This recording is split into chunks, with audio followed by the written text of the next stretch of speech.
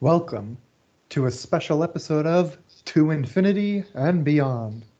Today, we're not taking a look back at one Pixar film, but all of them at the same time.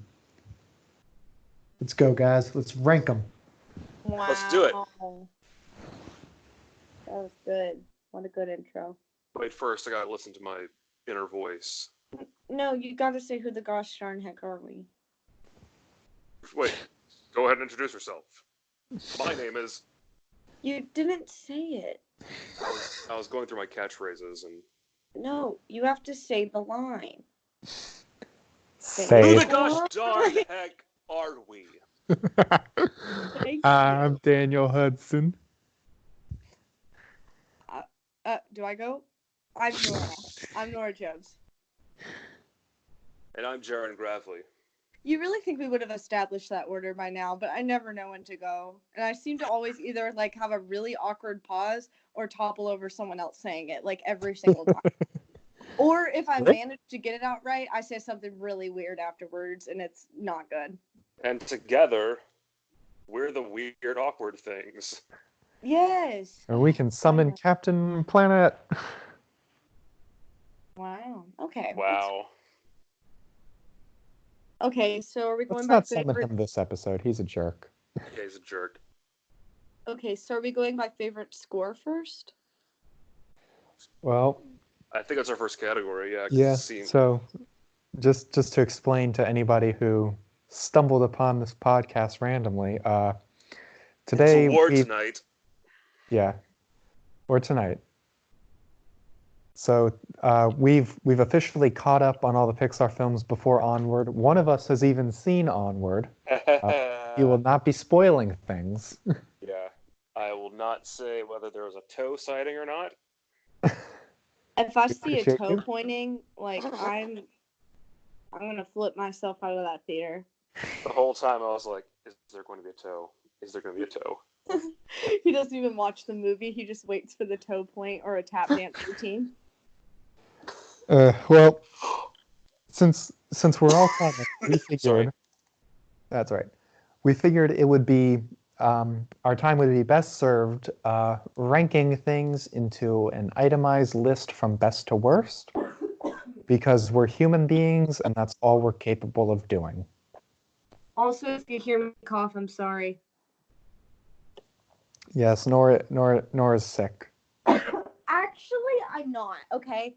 I felt great all week. It's just my coughing has appeared. We don't know who she is or what she's doing, but she's here, and she's annoying as heck, nonstop. But it's okay, because I Hey, took at some least it's not the Coco episode where I barely said anything.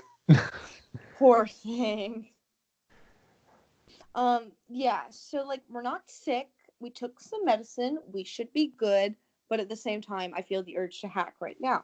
So please hold. Some cottage cheese, too, so hopefully that doesn't make you keel over. All right, so Wow, 5-star audio we have here. great audio. So since we're kicking it off, we're gonna do score, best villains, best characters in general, and then we'll end with films. So who wants to get it started off with score?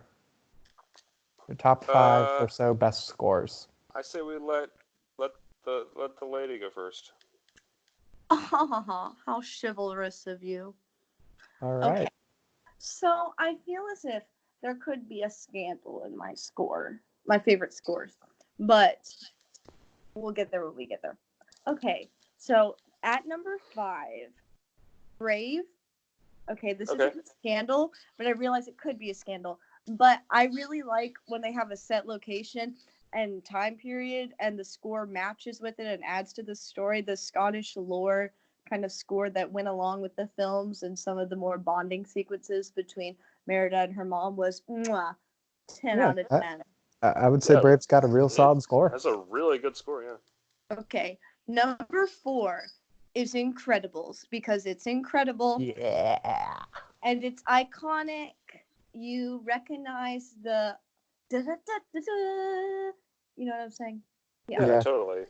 Just It's Um, good. number 3, I was tempted to put it at number 2, but I didn't because number 3 is Up, and I realize it's the same score and song over and over again, but it's the dynamic shift and they make in it throughout the movie, and it has such impact in such specific places. I thought it was brilliant I how mean, they did that. Yeah, it's Oscar-winning a scores. Who's leitmotif. going to complain?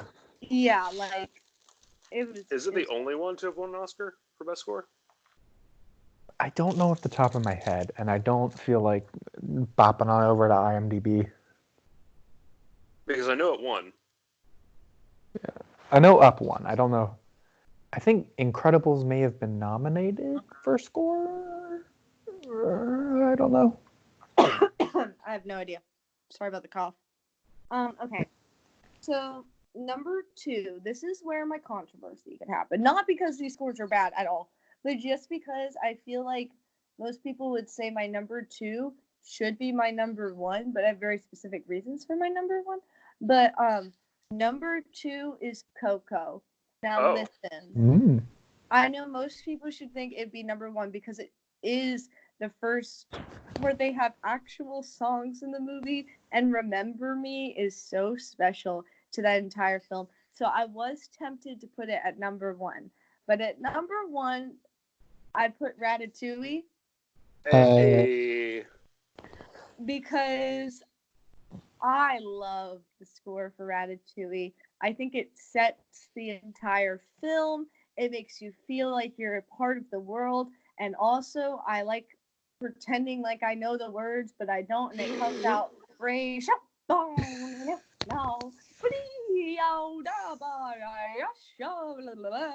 And so the entire country of France is now offended.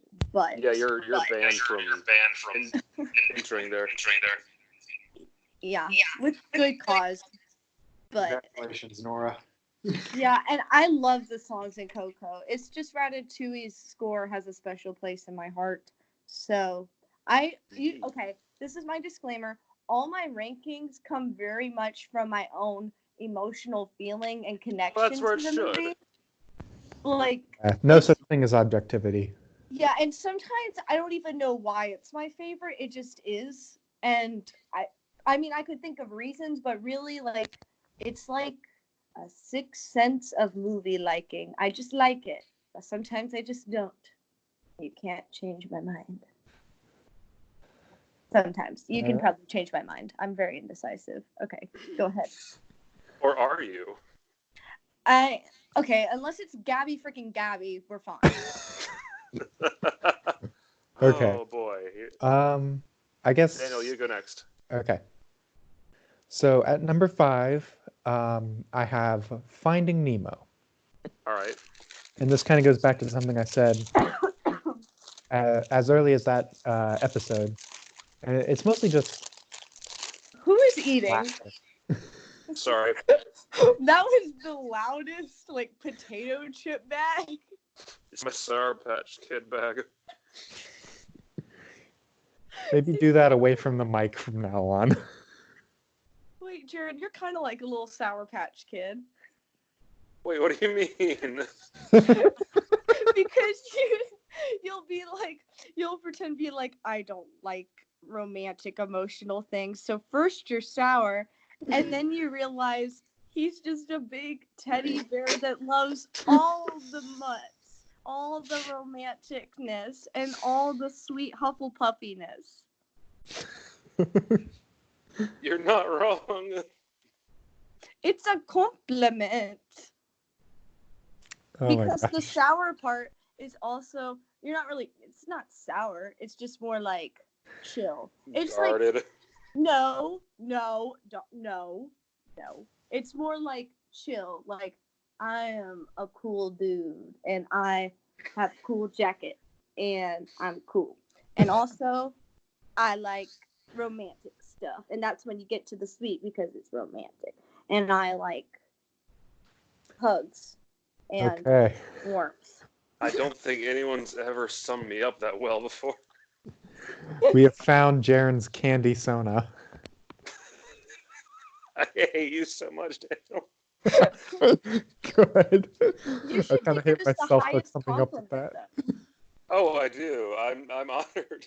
Sour Patch Kids are fabulous. They are. And I don't like sour candy, but I like Sour Patch Kids. They're delightful. Yay. 10 out of 10. Back to your regularly scheduled program. Okay. I'm going to start over. Number I'm 5 on so my sorry. list is Finding Nemo. Finding Nemo is your number 5 rated score. Yes. So this is one that punches its way onto the list, mostly through nostalgia. I mentioned in our podcast episode, like just the first couple notes of the title sequence, the da da You're da, right. da, like that. That has so much power over me now. As a full grown man.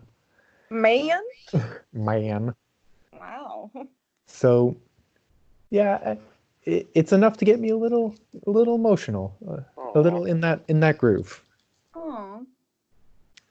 So number 4, probably too low, but I'm sticking by this. Coco. Okay. Oh, wow, you're more controversial than I am. Yeah. Wow.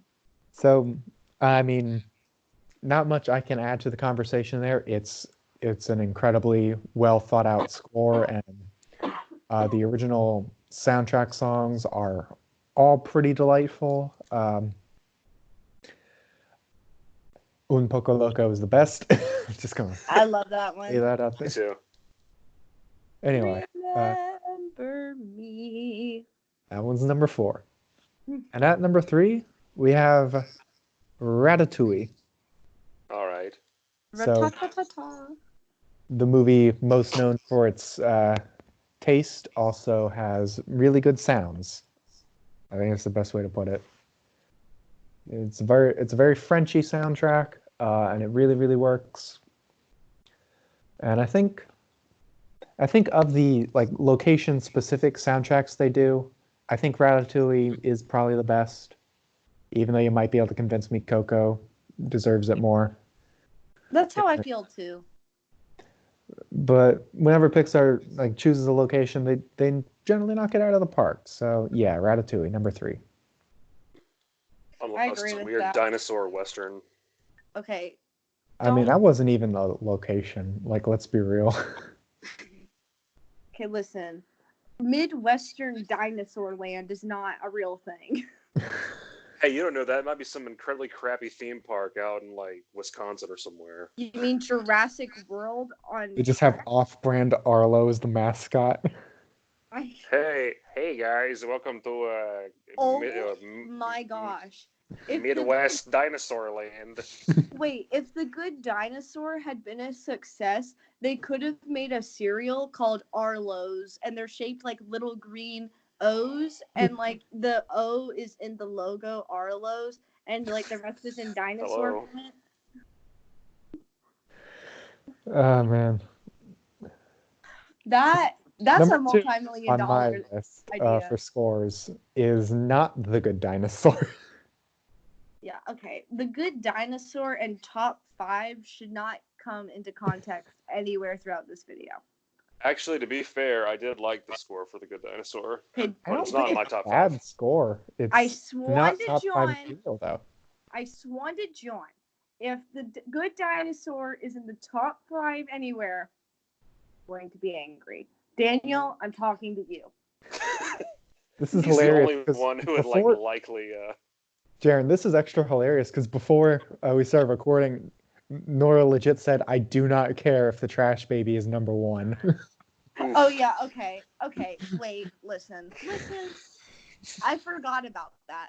And I forgot how I felt. And you're right, I'm changing my mind. Because the Trash Baby is so trash. My former opinion was better. It literally doesn't matter where it goes because it's so bad. So really, you know what, Daniel, please go ahead and put it as your number 1. Because that's hilarious. And I will Well, stand by your it's decision. not my number 1. It's not even my number 2 score. My number 2 score goes to Inside Out. Oh, I mean just like in general overall movie ratings. I'll put the Trash Baby where I want to. But right now, to talk about an actual good movie. Oh. Hey, So another Michael Giacchino score because the man is really good at what he does. Yeah, have you Uh, heard the Batman theme clip that was released? I have not. I didn't know they had released that. Oh yeah, they did. He's doing the score for that. Nice. Batman. Yeah, totally that. So Yeah. Inside Out is mostly on here for the main theme. I think it's just a really good like set of piano keys. Not quite Giorno Giovanna level, but it's pretty good. She's And I not gonna like, know what that is. of course you won't. Okay, I'm I'm not gonna lie. I don't remember the soundtrack for I think any of the movies you said except for Coco and Ratatouille. Because they were on your list. Yeah. But also I Finding Nemo was like one of the two movies I didn't get to rewatch. But wait, no, it might have just been Finding Nemo. That's because I've seen it so much that I trust my opinion on it. Fair. But for some reason I can't remember soundtracks well, and I'm like a music person, so That's bad, Nora. I know it is. Don't judge me. But yeah, Inside Out at number 2. Number 1, shouldn't really be a surprise. The Incredibles. Yeah, I Yeah. mean, If I were to just describe it with just one adjective, amazing. yeah, incredible. No. But yeah, no, it's probably my favorite just superhero music in general. It's my iconic ideal of superhero music, even more than like John Williams' Superman score. Or Danny Elfman's Batman. Yeah, like just it's it's kind of untouchable. Yeah. That's how I think the Incredible score would be the most fun to play, like with an orchestra. Oh, I Yes. would love for to do sure. that. I would love to do that. Just playing the Glory Days with a full orchestra, just waving your conductor baton around. Freaking Listen, my band is playing "Take on Me" right now, and convince it's them quite to delightful change. because I'm the keyboardist, so I get to put on the electric piano mode.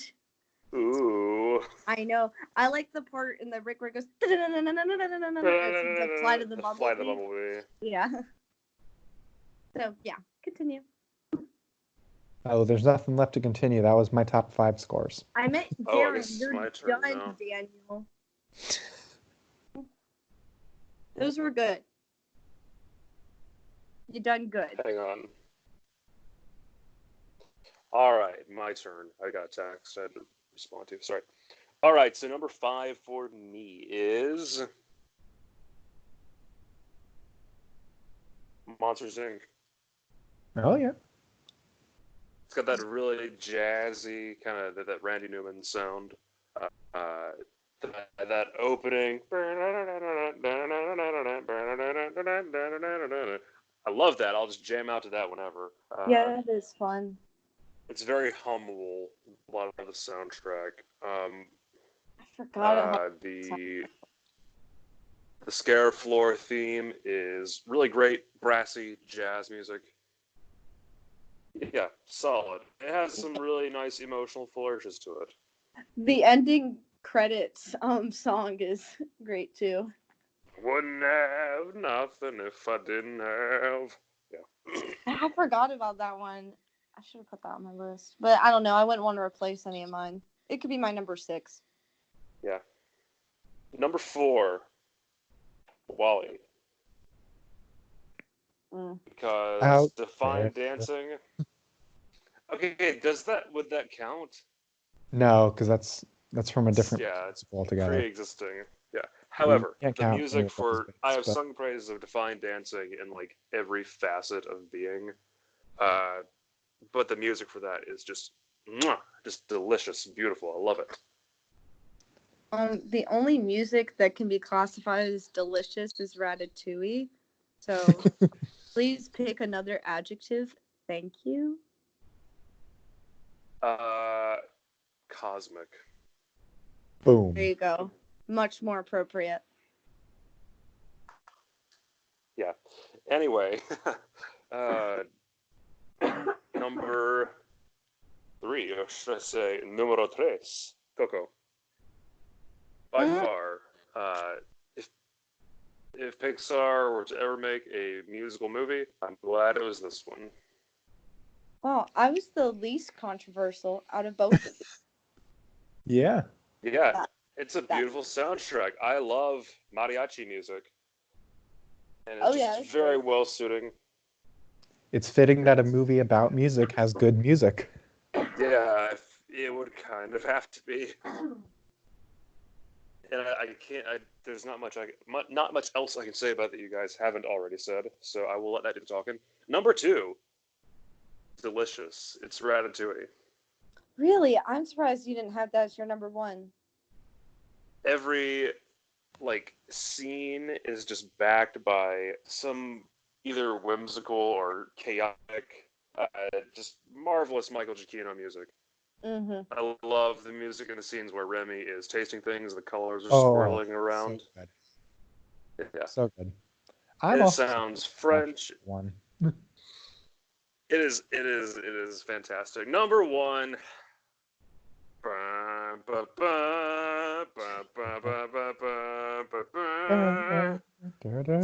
when you guys are talking about hearing an orchestra play it, I actually heard an orchestra play it, or rather a group play it. When I was about, I want to say 11 or 12, I went on a field trip to university name redacted. However, it turns out to be the exact same university I would end up going to years later. I know which university. Yeah, we can't. As we established in the Monsters University episode, Daniel and I met at college on our first day. I was literally like, why aren't you just saying the college name? But then I realized we can't do that. Our cover would be I would blown cut it. majorly. However, went to a concert there. It was a brass band. First thing, when they step up on stage, and that was the coolest thing ever for 11, 12-year-old me to hear. It was fantastic. That whole soundtrack, one of my favorites is, I think the track is called Life's Incredible Again. It's the montage of Mr. Incredible working out.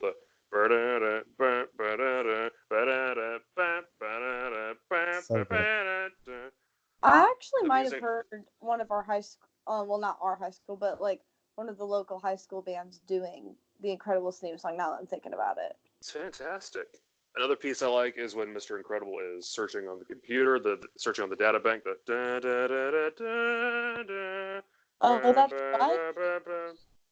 way it builds up throughout. Yeah, that score always scared me when I was little a little bit. Yeah. Not scared, but it made me really anxious because he was finding out information and the music got very loud. Hang on 1 second. My wireless earbuds are dying. I need to go grab something. Oh my gosh, grab my first time it's not me who has the device that's dying. Yeah, hold on 1 second. I'll be right back.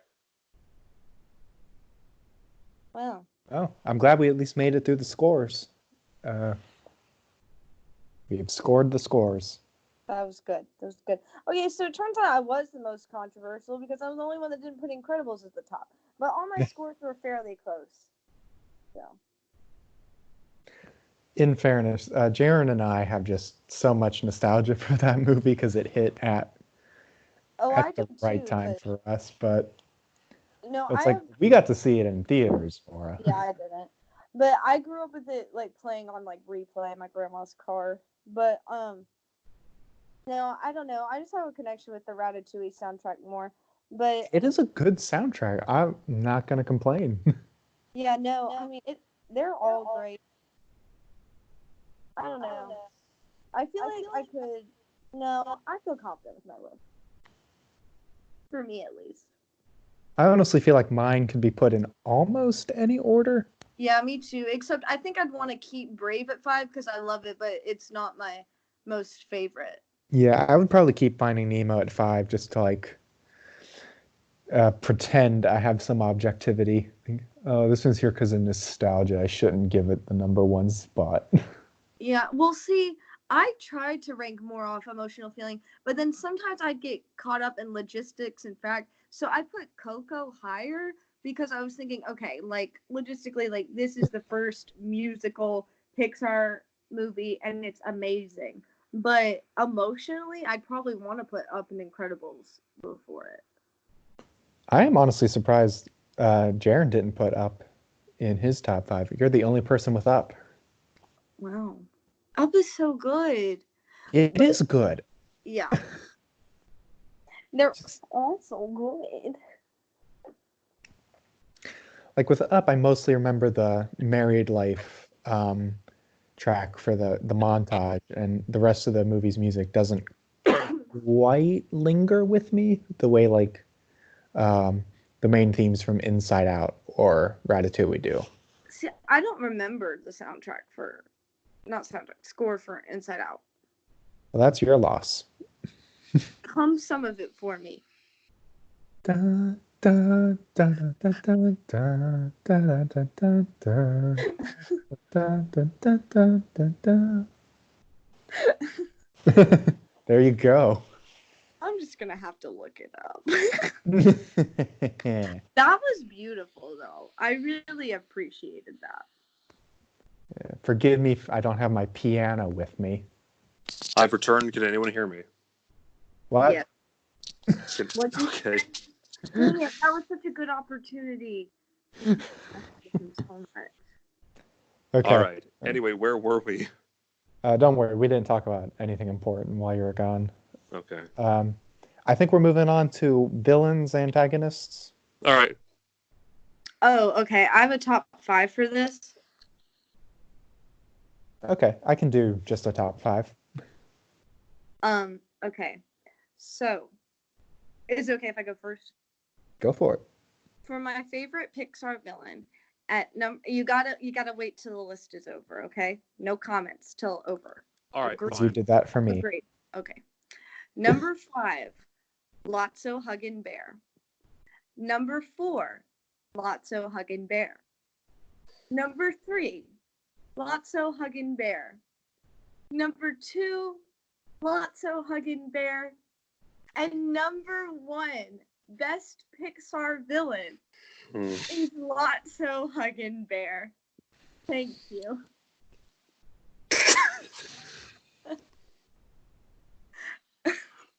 And if you don't believe me, I have an actual written out list of Lotso Huggin' Bear, and like 4 lines below it, it says worst villain / character ever goes to frickin' Gabby. Gabby. Amazing.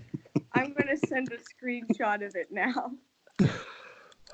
So my list is better than everyone's. All right, miss. Shalt thou elaborate? Lotso Huggin' Bear was wrong. He just wants love. Yes, he tried to kill them at the end, but he was damaged because he did not have love, and he's adorable and squishy. And listen, they saved themselves. And I blame the writers of Pixar for making him do such a heinous act, because what should have happened is that they had a cure moment and Lotso Huggin' Bear got to get love. Because you know who freaking got that ending? Freaking Gabby. The most manipulative little bundle of ever. She literally held Forky Sporky hostage, and then she manipulated Woody into giving her voice box, and no one seems to have an issue with that, even though she never uses it, and his voice box was a crucial part in his life. If they make a whole thing out of it in Toy Story 2, but they never concerned getting it back. And you know what? She gets her freaking happy ending, even though she's crazy. So Lotso Huggin' Bear was wronged, and all of you can fight me because he deserves the world. Thank you. Okay. Well, I can't say you lack passion. Thank you. Well, amazing. that was Every word of what you just said was wrong. No. A list, Nora. Oh wait, let me send you the list. Sorry, I started ranting. Well, Yeah, you did. I guess I'll go with mine. Only doing 5? Yeah. Okay. Sorry, Hopper at number 6. You're getting cut. See, I thought Hopper about just can't making. win. I thought about making a variety in my list, but like I don't have that many favorite villains. But Hopper was gonna be on there. He was. So my honorable He was mention. gonna be on mine too, and he's been cut now. Okay, well you can include him. So Too sad. late. It's been deleted.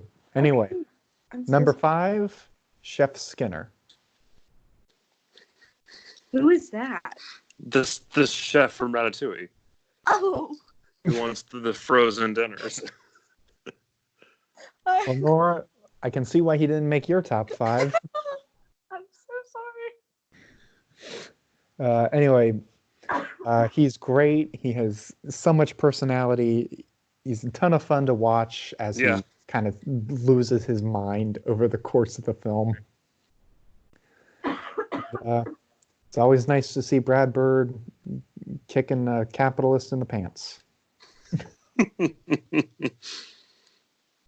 Number 4, not really a villain, more of an antagonist, but Dean Hardscrabble. All right. Oh yeah, she's cool. She's a Banff. Absolutely love her. Her design, her voice is just kind of icy, and it's just We stand the queen, Helen Mirren. so good. And she has her own little arc towards the end. She doesn't really have a redemption, and she doesn't need Because one. she's not but she evil does. or anything.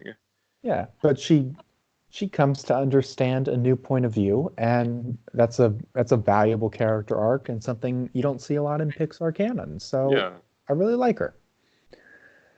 Number 3, I have to pray to forgiveness to the Nora gods. Gabby Gabby. I just wanted to join. If you say Gabby Gabby, It's Gabby Gabby. What else is he going to say if he already Why? prefaced it with that? would you do me dirty like this? This is an insult. I feel as if I have been slapped with the snake in Woody's boot. This is wrong on every level. She's crazy. There's no reason to like her. She is the worst character Pixar has ever created, other than the freaking thunderclapper thingies in The Oh, Good no. Dinosaur. But she's pretty close. Guess to who's number 2 now? No. I'm just kidding. Even I, who consider that film a trash baby, I don't even like the Thunderclappers. Don't worry. Is that Yeah. actually the name? Did I get that right? Yeah. Main guy is known as the Thunderclapper. I am so talented. Anyway, yeah, Nora summed up basically the opposite of my thoughts on Gabby Gabby, so I'll just move on. She sucks so much. I hate her. Number 2, also not really a villain, more of an antagonist, but had to give him his due. Anton Ego. Yes. Oh, now I'm rethinking everything. Because I only included straight up villains, not antagonists on mine. Well, I have to say something, but I'll say it later. Continue. Yeah, I mean, Anton Ego, just perfection incarnate? Question mark. I love him. I think he's just so amazing and used so sparingly in the film that it works so well. Yeah. Just a masterclass of a character. Great performance. Yeah, of course. He's voiced by Peter O'Toole. In fairness, this was Peter O'Toole's like first voice performance, though, so Yeah. he knocked it out of the park either way. Just a mark of a good actor right there. What I think is genuinely neat, though, is it's almost kind of meta. He said in an interview that when he was offered the role in That he Ratatouille, didn't want to do it, and then he actually read it. yeah, like very in character. Yeah, so just absolutely love Ego. But he couldn't quite knock out number 1, Buddy. Of course. I'm sorry, his name is not Buddy. It's Syndrome. Incrediboy. Nemesis. See, he was on the like real list I had made, but then I decided Lotso Hugging Bear deserved to be above everyone. Fair. He deserved things other than that, but But yeah, Syndrome is probably just the perfect villain. Choose the scenery when he has to, monologues when he shouldn't. It's great. I love him. He's threatening and he's just kind of cruel, but he's also deeply scarred because of the past, and we get to see how that happens and what drives him to that. And he's the perfect representation of toxic fandom. It's amazing how well this character has held up and gotten better over time. Syndrome. Wow. Okay. perfect. That was good. Yeah. All right, Jaren. Your All right, top so five. all right, now that we're factoring in antagonists in addition to just plans, I might have to kind of restructure some things, but it's nothing that would take too long, and I will do it on the fly. Anyway, so number 5, I have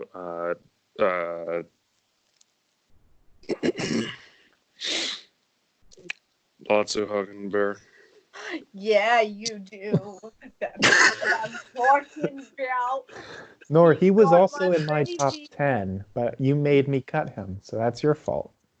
Wait, what? Lotso That was was in his my mistake. top 10. You made me cut him when you managed to do only 5. Listen, Lotso Hugging Bear should be everyone's number one. I already know what Jaren's number one is, just because I can feel it, but it should be Lotso Hugging Bear. But I All right. respect you for putting Lotso Hugging Bear in your top 5, unlike some Daniel people. Oh boy. Well, number 4 is Anton Ego.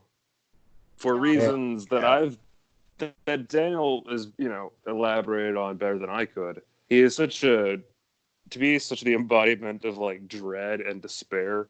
He is such a fun character. And the fact Those two sentences don't go together, Jaren. not if you're me. The embodiment of dread and despair. He's so much fun. Fun doesn't really come to mind when I think of Anton Ego. He lightens up by the end. Oh yeah, that's why I love him so much. I love him so much. It's a really wholesome little arc he has. Yes. And that monologue, my goodness, is legitimately one of my favorite moments in filmmaking in general. Oh yes. If not my favorite Pixar moment. Anyway, moving on. We've got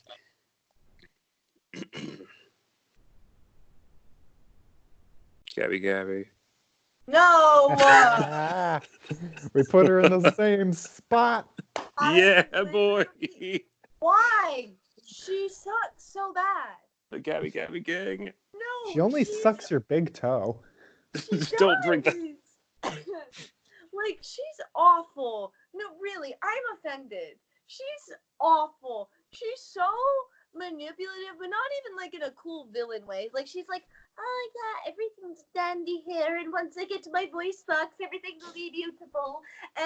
But she like has these creepy dolls and holds everyone hostage, and then she acts like they're her friend, but really she's just there for the voice box. She could have left after that, but for some reason they stay with her because now Forky has Stockholm syndrome because he's attached to Gabby and needs to stay with her and watch her results, and so she gets a happy ending even though she sucks.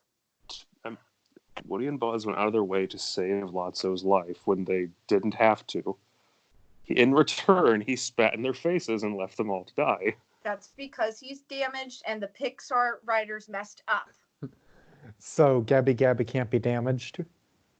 She is damaged, but she's too annoying for me to care. No. All right, yeah. Number 3. Number 2. Just the most rotten, scalawag, just nasty guy. Ernesto de la Cruz. Oh, that's a good one. Yeah. He was also in my top 10, but got Okay. cut. Daniel, I'm so sorry. You can go back and read your top 10. No, it's okay. Yeah. I love a good hateable villain. And this guy is like hateable. Because of just the awful things he does. And what's genuinely scary about him is that there are people like him in the real world. He was even based off of one of them. Perhaps, yeah. Actually, when you look at it in hindsight, it is maybe a little more obvious. Mm-hmm. And that story broke like right around the time that movie came out. Anyway, That's don't meet your heroes. Jesus. Number one is Daniel's number one. It's Syndrome. I knew it. Yeah! I knew it. Also, you already told me that like months ago, and I just happened to remember it. So. You sly dog, you caught me monologuing. I did. I also enjoy Syndrome. Because he is so evil. He is willing to harm and kill children. He will do anything to get what he wants. And I'm not saying I agree with his ideology by any means, but his ideology is certainly interesting and understandable from his perspective. If everybody's super, then nobody is. That is so fascinating. I love a villain with, a clear reason for being a villain. And the fact that he feels so genuinely scorned by his hero. And as Daniel and I have put it before, he is kind of representation of like toxic fandom. That's very relevant for today. Great villain. Very good performance by, I forget the actor's name. What's his name? He's been in a bunch of stuff. Gosh, I can't think of it off the top of my head. Yeah. Randall. I have a confession. What's your confession? Daniel made me realize that I really, really like a villain that wasn't on my list. I think I really, really like Dean Hardscrabble. Yeah, totally. She's awesome. She is amazing. I can put her in number 4 on my list. So squeeze her in. Yeah. I know Also, there's a it's, lot of competition between my 1 through 5, but I think I can squeeze her in. And I'll also squeeze in Syndrome. And I would squeeze in Anton Ego, but I have other reasons for him. And there's someone. Oh, I think I'll squeeze in Ernesto de la Cruz and Hopper. Cool. All right. Also, it was Jason Lee. Jason Lee, yeah. Syndrome. Well, that's my villain list. All right. So now we move on to other characters, not villains. Okay. Seems like protagonists, I guess. Oh, listen. Because that's how I wrote it out. My definition of character was very broad. It was just anyone that wasn't a villain. That's more or less what I did. It's fine. And I have 7. Okay. I mean, I know it's going to be number 1. Okay, you need to calm down. I know you're going to put Gabby as your number 1. It's fine. Obviously. So she gets redeemed by the end, so she can be considered a good person.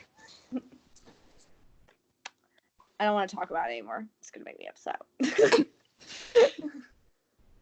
Oh, wait, am I going first again?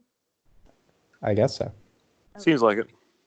Well, number 7, a truly important character to the plot of the movie is Gerald, the seal from Finding Dory. Perfect. Gerald, what are you doing on the rock? Off. He is a great character. His dedication is mwah, and he makes me laugh. He is beautiful. He is the most beautiful animated character I've ever seen in my life. And I stand by that statement. Okay. Number 6 is Alfredo Linguini. Because I Good. love him. And I love his curly red hair. Because I like the animation that Remy's able to do with it. I love some good hair animation. Ah, shoot. Okay, I make a correction. Number 6 is Merida, because I literally realized the statement I just made. And that means, oh wait, no, number 7 is Merida, number 8 is Gerald. Okay, we're going Gerald, Merida, Alfredo Linguini. And Alfredo Linguini is so perfectly awkward but functioning that it's wonderful. He's just a great human being. Number 5 is Buster from Toy Story and Toy Story 3. He's my queen. I love him. He's great. I don't even need to elaborate. I really don't. You should just know.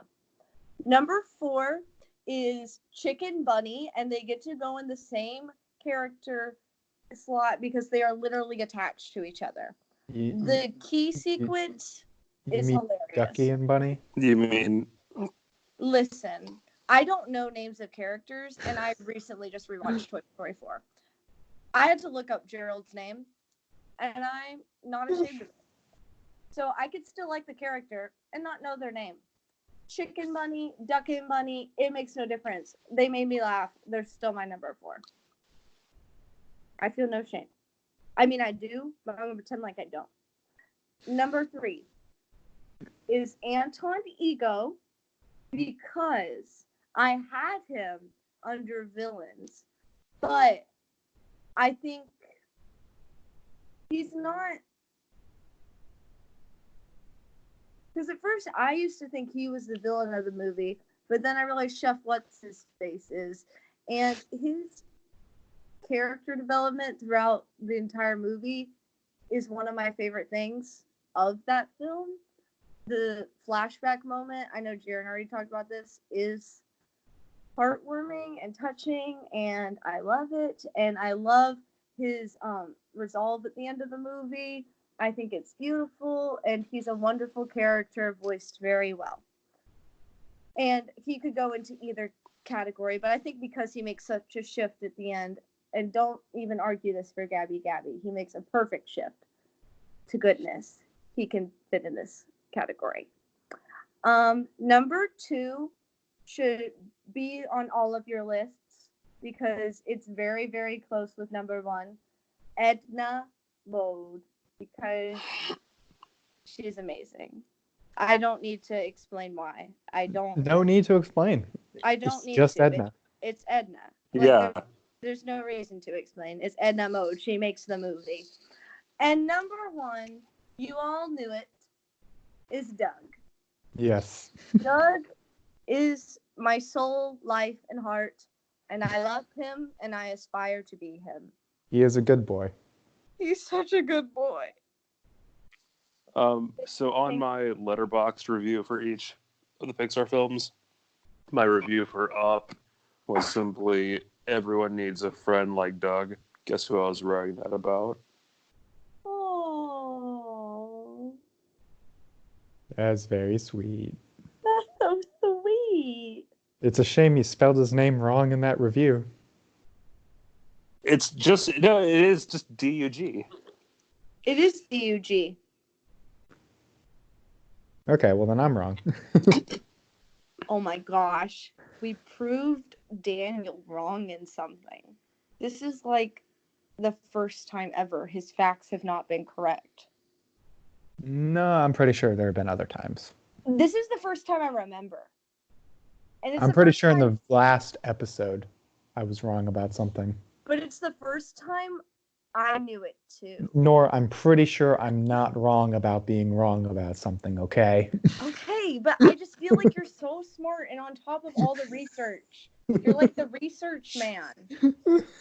But it's the first time I knew something for a fact, and it's also because I spelled his name D-O-U-G, and then I had to look it up. But listen, it was a compliment. You're so smart. So were you, Jared. It's just Daniel always seems to have like 18 million Wikipedia pages and pulled up about these movies in his brain. Yeah, one of those Wikipedia pages just got thrown out. We deleted one.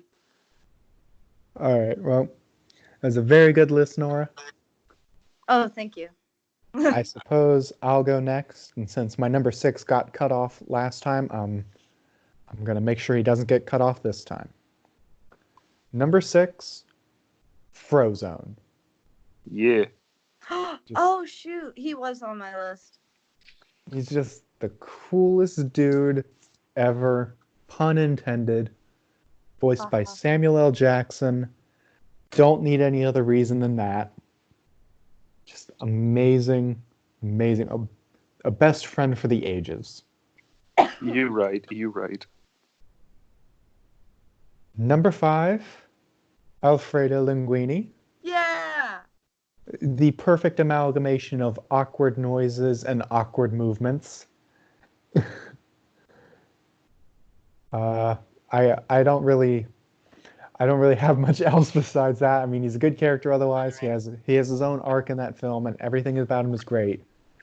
But just the voice acting combined with the physical animation performance is just one of my favorite things to watch / listen to. Yes. Number 4, Helen Parr / Elastigirl / Mrs. Incredible. Mm.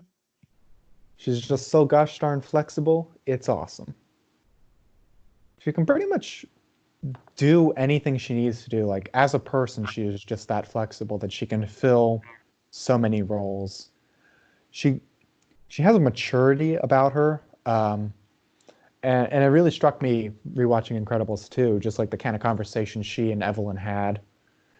That I honestly feel like Bob would never have those conversations, and No.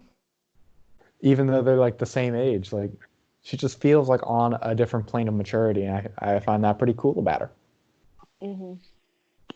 Number 3, Carl Fredricksen. Oh, I love Carl. He's so great. At one point, I love my angry little square man. I mean, it's just so heartwarming to see him come back from the brink of depression and anger to become a complete person again after losing his wife. It's a moving character arc, but it's a beautiful story that he has, and I love it so much. Number 2, Queen of Queens, Edna. Well, yeah. Excellent. She's obligated to be in the top 3, and I mean, I had to put her up one up over Carl because in many ways, much like Anton Ego, she is perfection incarnate, and I think Brad Bird is uniquely capable of making so many good characters like that. So Yeah. Yes. and number 1, shouldn't surprise you guys at all because I've already sung her praises, but it's Joy. Nice. And I feel like I've already explained so much about it in the Inside Out episode. So I won't. You really changed my mind on her. Yeah, so I won't retread any of it. She reflects so much of myself, especially so much of my past self, that it's hard not to love her if you're me. Yeah. I was surprised by that, but just because I forgot how much you loved Joy, he said that, and then I remembered. Yeah. So yeah, those are my top 6 characters. Nice. I'm really glad we separated characters and villains because it would be so hard otherwise. Yeah. Can you hear me? It's a little Yes, weird. it's a little buzzy. Yeah. Oh. I rewrote my list, and as you can tell, I sort of went with more of the comedic ones that filled my heart with joy. But in my original, more center characters, Frozone and Carl Fredricksen were both there, and I feel as if they should be on my list. So I'm sorry. Just shove them wherever you like, except for 1 and 2. They can be anywhere. Yeah. All right. Is the buzzing noise still going? A little bit, yes. It's very faint. Okay. But you can hear me clearly. I switched back to my wireless earbuds, so I got them charged. Yep. It sort of sounds like Texas Chainsaw Massacre is happening behind you. Okay, I'll go back to my wired earbuds. I just need to charge my phone. But, okay. Hold on. Hold on. So you got one of them iPhones that won't let you charge and have your earbuds in at the same time. Yes, I do. So convenient that. Yeah, so I have wireless earbuds that I use, but, you know. Well, if Anyway, really can have you hear to me switch better over now? to them later- Yeah. If you really have to switch over to them later to charge your phone, feel free. We'll deal with the buzzing. All right. So, do I go with 5 or like? You can do however many you want. Nora did 7 or 8. I did 6. Yeah, I really don't think there's a limit. I feel bad to you. I really didn't mean to like limit you. I was just saying lots of hugging bears. Apologize to Hopper. He was I'll go with- almost on a list. I Oh. like Hopper a lot. I'll go with 6 just to play it, you know. So number 6 would be, it's kind of a tie. Okay, I'll make them 5 and 6. 6 would be Jessie from Toy Story 2 and 3. She's in 4, but is barely in it. Barely does anything in it. Yeah. Because she has such an arc in number 2 regarding, you know, getting over the abandonment, and obviously it still shows in 3 and briefly in 4, the anxiety and the, you know, having to be calmed down. There's actually a lot more development for her in the Halloween special, Yeah, there is. which It's we really good. didn't cover. Yeah. Because we don't And- cover the shorts. Yeah. Hey, Combat Carl makes a grand appearance in that. I finally realized what y'all were talking about when I went back and watched Toy Story. Yeah. Number 5 is Helen, aka Elastigirl. Especially in Incredibles 2. Because I love the strong parent characters. And she's like, it's cool because she's a strong character, but also doesn't sacrifice being a good mother, too. You know what I'm saying? Yeah. No, those scenes in Incredibles 2, where Daniel talked about it, where she's talking with, what's her name? Evelyn. Evelyn. Thank you. Where she's talking with Evelyn, I think are some of my favorite scenes in the movie. They're very mature for Yeah. the audience that's watching, actually. And I forget the actor's name. Once again, she's great. She does a great job bringing her to life. Oh, yeah, she does. I don't know her name either, but the voice acting's very good. Yeah. As we've discussed plenty of times. Yes. Number 4 is Hector from Coco. He is such a visually entertaining character with all his little gimmicks and disguises and whatnot. That has such emotional depth to him. You can just kind of feel the heartbreak at times that he goes through. You think he's going to be a wacky comic relief trickster sidekick character, but he's so much more than that. Even if you kind of already knew where the twist was going. Starting to. Anyway, number 4, Frozone. Just Frozone. Wasn't Hector your number 4? Oh, yeah. Wait. Sorry, I lost track. I had written it out. Him. What? I said, you've confused him. Yeah, I wrote it out, but I lost track. Anyway, Frozone, for sure. He's really And yeah, he's cool. Cool as ice. cool. And where's my super suit is, you know, just timeless. Yeah. Timeless, dare I say. Number 2 and number 1 are kind of a tie. It is the Rat Chef Man and the Toy Sheriff Man. Mm. Ah. They flip flop between 1 and 2. Really? I would have thought Woody would have been your number one by far.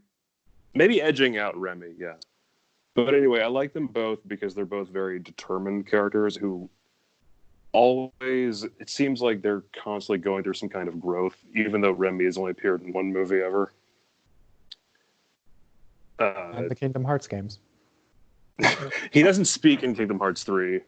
He doesn't need to. His actions speak for himself. And he doesn't always speak in Ratatouille. That's true. But we never get a moment to see him like talk to himself or any other rats. He's around Sora, Donald, Goofy, and Scrooge McDuck. Oh yeah, Scrooge McDuck owns the restaurant. Why? Because he's Scrooge freaking McDuck.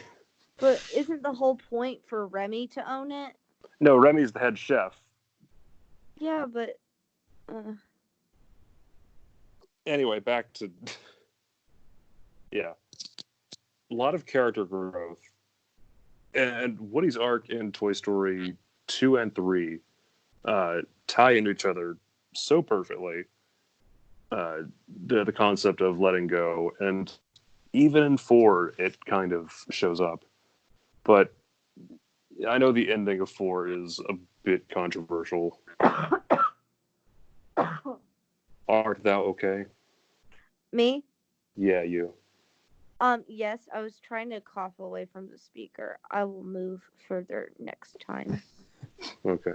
You're okay. Terribly sorry. It's okay. We are here to support. Also, can y'all hear me? Because I'm like laying down talking into the speaker. Yeah, we can hear you. Yeah, we got you loud and clear. Excellent. Excellent. Excellent. Sorry Anyway. about the awful coughing audio. I'm sure that's not pleasant to hear. It's okay. You're not feeling well. We'll cut you some slack. I'm thriving. I'll fix it in post. Yeah. No, I won't. Okay. Oh, he said no, I won't. Anyway, I think everything I've said about those two has been said in the respective reviews for each. But yeah, that's my list. Y'all have really good lists. Thank you. Hey, you had a pretty good list too. I don't think anybody else in the world has the balls to put Gerald in their top 10 Or Pixar characters. Buster. Thank you. Once again, I'm telling you, I'm leading off emotion here. Well, I mean, so am I, but like, Listen, it's for very different reasons. mine is pure entertainment emotion. Yeah, mine and Daniel's are like, thoughtful and character arcs. Okay, listen. No, I'm not. No, I'm complimenting you. Thank you. All of them except Doug, because I'm not kidding. I actually aspire to be Doug. Doug is great. I'm not gonna do anything. He was Yeah. in the top 10 for me. I cut him though. How dare you? Cut him so I only had 6. Yeah, I'd like to think the characters I chose are like personality types I would like to be like. No, I had a lot of y'all's characters, but I just went off pure enjoyment for me. I think I don't typically like villains. Like, really, because sometimes when I'm watching movies, I'm like, oh my gosh, you're just so in the way. And I know that's the whole point of the movie, but I'm like, can you not? Like, I get very annoyed with them. That's great. I can't help it. And I'm like, can you just, like, not be a jerk to everyone? Thanks. But the ones I listed at the end, I liked. And Pixar does really well with their villains, except for Gabby. But Pixar does really well with their villains, for the most part. I'm just going to stop saying her name. She whom shall not be named. All right, so we've covered all the minor lists. Now the main reason we wanted to do this podcast, let's talk about ranking all the movies. Yeah. Wow. I feel like I'm at the Oscars. Are we ranking all of them? Because I wanted to rank all of them. Oh, yes. That was my ranking plan. Yeah. All right. All right. Who wants to go first? Kid? I'm going first. Okay. You don't have to if you don't want to. I wanted to make sure no, we weren't stepping on anybody's toes. Yeah. I don't care when I go. Should I include Onward? No, the whole point. No. Yeah, that's fair. To I'll not go ahead and include remove it from my Onward. list. I think after we all see Onward, we should upgrade our list, though, and say where it is. Yeah. I think that'd be fun. Yeah, that'd be fine. I'm cool with that. Okay. Well, I can go first. Just keep the order consistent.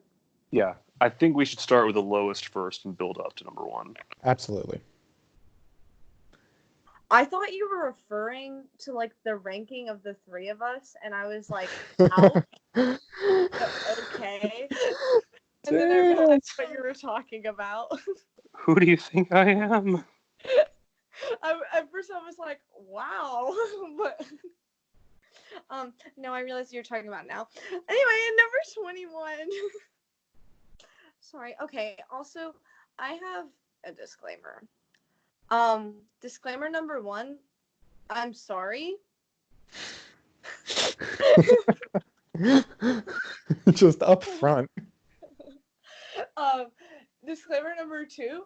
Once again, I'm leaning off emotion, and you may not agree with my emotion, and that's okay.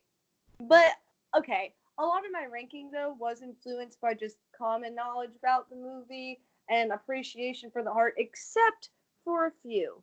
And then a few got moved up because I thought emotion, but then I thought no, logistically that. So it's a mixed bag. There's some that are going to be real controversial. I'm just going to go ahead and say it, and I'm sorry. Okay, first of all, number 21. Once again, I am so sorry because it's Wall-E. Ugh. Okay, Wall-E, I'm going to go ahead and say it. Wall-E should not be at the bottom. Like, it shouldn't at all. Number 20 should be at the bottom by far. Like, my number 20 is way worse than Wall-E, but purely off my experience with Wall-E of not getting to see the second half. And you know what? I'm going to blame Wall-E for giving me a faulty DVD disc. That's Wall-E's fault. It's like, Pixar, you done me dirty. Wall-E, part 1. I wasn't captivated by it as a child. I wasn't that interested. I didn't get it. And then when I rewatched it, I got it, and it was fine, and I enjoyed watching it. But we went over this in the podcast. There are elements of it I thought were lacking. I wanted more. I enjoy the chubby people, though. They're delightful. They have great character. I would have loved to see As I them. remember you But discussing they have- prior. yes, they do have great character. That was one of my issues. I would have loved to see them develop more and realize what was happening around them. Genuinely, I actually do. Okay, number 20, The Good Dinosaur should be at the bottom. It's not. I'm sorry. Deal with it. It's I'm bad. so mad that the trash baby isn't below Wall-E. Like, I know. I'm this ruins my sorry. night. Really, I really am sorry because I just, I just felt it in my heart of hearts that Wall-E needed to be at the bottom. I needed to be scandalous, and it needed to happen for me. But I'm telling you, like, I'm wrong. Like, I know I'm wrong. Like, I know Wall-E's like in most people's top 10, but it's not. Or It's top not. 5, even. Top 5. You're top gonna 1. sit there and tell me you prefer Thunderclap to Wall-E. Listen, I would rather watch Wall-E any day over this trash movie, but something told me it just needed to be ranked below it. Even though I know I'm wrong. Listen, I don't have, this is my pure example I was talking about in the disclaimer. I don't have any reason for ranking Wall-E where it is. It's just there. I'm sorry. Okay, but 20, The Good Dinosaur, it's a truly bad film. It's not okay. I can see why it's your trash baby, but it's bad. And if you should go listen to the Good Dinosaur podcast, anyone that's listening, because we had a beautiful rewrite for it that I think could have made this movie beautiful, but they didn't go that route, so it sucked. Number 19 this is my bottom 3, is Cars 2. Cars 2 is I can accept it. Cars 2 is technically accepted as my trash baby, but it doesn't feel quite right. But at the same time, I was thoroughly entertained. Did it have anything to do with the Cars franchise? Absolutely not. Was Mater the star instead of Lightning McQueen? Absolutely. Did it make any sense? Absolutely not. Was it entertaining? Heck yes. Number 19. Number 18, Finding Dory. I actually really enjoyed it. It's just, it didn't need to exist. But that's okay because it was enjoyable, and actually my memories watching the movie for the first time were quite delightful. It actually could be a little bit higher, but there's some other movies I just purely enjoy the quality of more, so it got ranked lower. You should understand, I actually do enjoy all these movies, even The Good Dinosaur. They're all great. Pixar's wonderful. Cars 3 is number 17. I think it's very good. I like how they ended the Cars saga. Do Cars 2 need to be in there? No, absolutely not. But that's okay. No, I just had a horrible thought when you said ending of Cars saga. I thought, what's her name? Cruz McQueen. Like the ghost of lightning is sitting right there.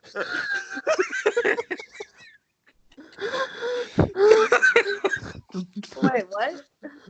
Cruz accidentally blows up Mater. Oh no, he was in a different ship. I'm very confused. Oh gosh, I have sorry. neighbors. I can't laugh this loud. I have neighbors. I live in a house with people. I can't don't- laugh this loud. I don't understand. Good. Well, anyway, number 17, Cars 3. Honestly, I could have ranked this one higher too, but once again, the movies above it I probably enjoy more.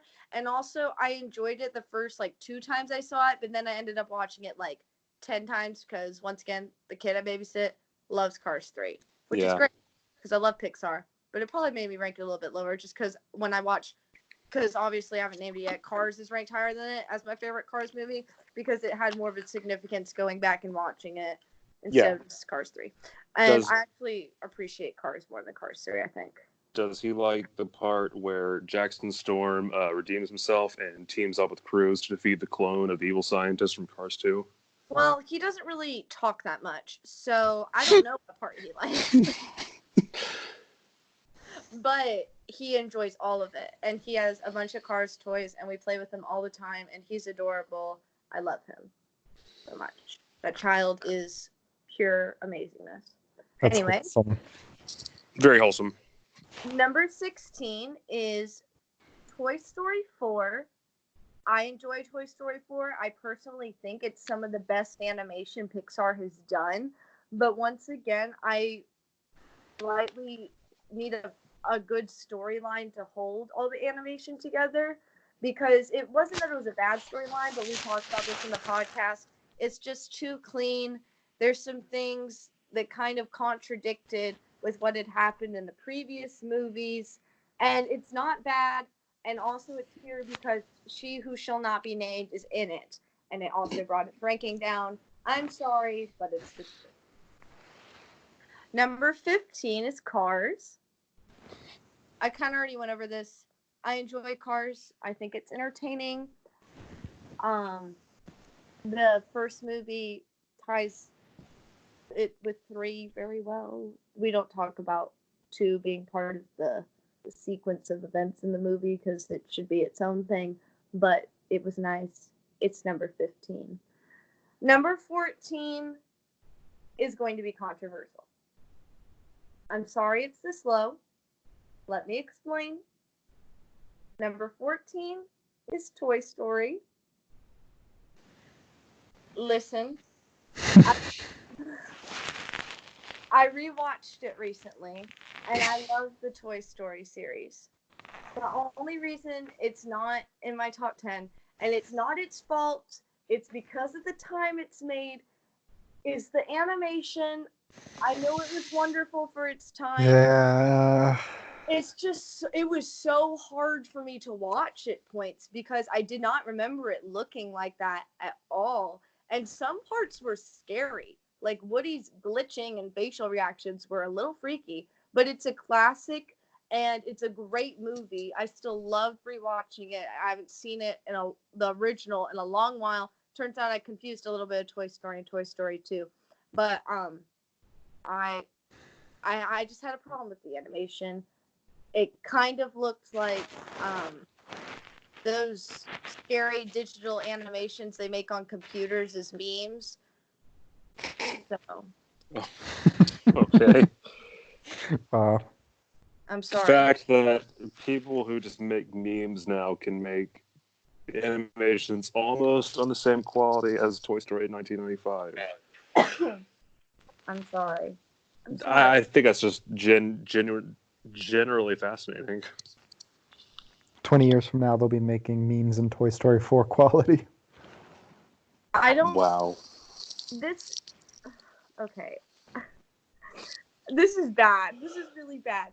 But I can't think of any other like huge pop culture thing that reminded me of that animation. But it sort of reminded me of the. This is bad. The computer style of Shrek is Love, Shrek is Life. And that's all I could think the entire time I was watching it, because sometimes Woody would move like Shrek, and I was freaked out. Oh, I'm sorry. Okay, number 13 is A Bug's Life. And that should be a big round of applause because, ladies and gentlemen, A Bug's Life was in my bottom 3 from me purely remembering I didn't like it. I rewatched it. It was great. Hopper's bomb. And I actually like, I don't remember his name. Is his name Flick? I like him. Flick. He doesn't have, I remember y'all saying he didn't have much, like, character development to him, but I liked his character in general. I didn't mind there not being much of a, because I thought the development around him kind of supplied for that, but it was enjoyable. So I feel like I'm taking too long with this list. I'm sorry. I'll try to speed up. Number 12 is Finding Nemo. I'm a little surprised. I know that's a little controversial because it's a little lower. And I love Finding Nemo. It's a classic, and maybe it's because I haven't rewatched recently, but like I said, I have seen it a lot. It's just purely not one of my favorite Pixar movies, not really for any specific reason. Sometimes I just enjoy a storyline of another movie better than the other. The animation's beautiful, the voice acting's beautiful. I love Dory's character. I think she's a lot of fun. And it's a great movie to rewatch. There's just some I enjoy the storyline a little bit better. It'd probably be a few higher if I had gotten the time to rewatch it, to be honest. But that's where I feel like it is right now for me. Number 11 is Monsters University. I love this movie so much. I think it's so much fun. I think it's a great idea to have a prequel. It was very colorful. I got to see this movie in theaters. I think it's very interesting to know their backstory. The whole thing is kind of quirky. It doesn't really have any great emotional thing to it, but it's very well executed. And I'd like to see more fun, quirky kind of films like that in the future, maybe. Number 10. I feel like all mine are controversial. I'm just saying that. Like, I'm sorry. But number 10 is, I know it's not going to be ranked. It's going to be higher on y'all's list. But it's Inside Out. I'm surprised it's that low for me. It was like in my number 5, but as I kept rearranging, Inside Out dropped some. And I think that's just purely because when I saw it, I thought it was great. But I think the, oh, what is it? Bing Bong? That's his name, right? Yeah. Yeah, he was my strongest connection with the movie, and I thought that was wonderful. And I obviously connected to it. I know Joy is Daniel's favorite character, and I love Joy, and she's supposed to get on your nerves, but she got on my nerves a little bit too much in like the first half, and that's literally what she's supposed to do. It's kind of the whole plot of the movie because it changes everything. It just, I wanted change to happen with it, but I know that doesn't make sense at all. But because she is a great character, and by the end, I love her. She's wonderful. But that affected me when I watched it a little bit, and I just find some of the other movies I just tend to like more. Just I think maybe more for emotional experience reasons, but it's a great movie, and it was very well done, and it's something that can help kids for generations. So it definitely deserves to be in the top 10, which is where it is. It shouldn't be lower than that. I could probably go back and move it higher, to be honest. The animation's beautiful. It has a great quality to it. It's one of Pixar's greatest. Number 9, I'm gonna be honest, it's probably because I just watched it. You know me, I like things I just watch for some reason, but is Toy Story 2. Apparently, I mixed up some of the things that happened in Toy Story 1 and Toy Story 2, and it has a really good storyline. I think it's better than Toy Story, and just the storyline in general. I really like the way the characters connect in this one, and the introduction of Jesse and the Prospector is just great. They're great additional characters, and they find great ways to latch both storylines that are going together. I love it when Oh, it. dang. Bullseye found dead in a ditch. I'm so sorry, Bullseye. Bullseye's just a queen in his own. He's just a Okay. queen. We got I'm some sorry. Bullseye love in there. Yeah, We're good. Bullseye's a queen. He doesn't even he's like on a whole nother level of queenness. But yeah. Um if because I hadn't rewatched it, all I remember is some dancing chicken man and some crying from Jesse, and that's about it. But then I rewatched it, and now all I can think of is when she loved me, and it's good. Number 8 is Incredibles 2. I doubt it's going to be as high as on y'all's list, but I love The Incredibles. I know y'all do too. But The Incredibles, like I've said before, I watched it constantly growing up. So seeing something I could go see in theaters with Incredibles was amazing.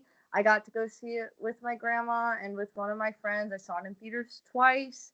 It was a wonderful experience. I thought it was a great add-on to a great movie. I was not disappointed by the sequel at all, and I thought it added a lot of things to the characters. We even said how Helen seemed to even mature, well, not even mature, but just show her maturity more in this one, and I totally agree. Also, Edna and Jack Jack are the best parts of this film.